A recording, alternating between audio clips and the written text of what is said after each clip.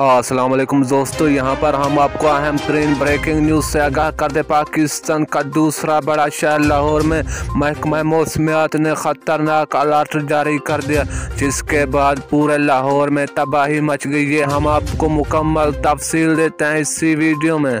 इस वीडियो को आखिर तक ज़रूर देखना। उससे कबल हमारे चैनल को सब्सक्राइब कर दें और साथ ही दिए गए घंटी के निशान पर भी ज़रूर क्लिक कर दें, ताकि मज़ीद इस तरह की मालूमाती वीडियो का नोटिफिकेशन आप तक बआसानी पहुंच सके।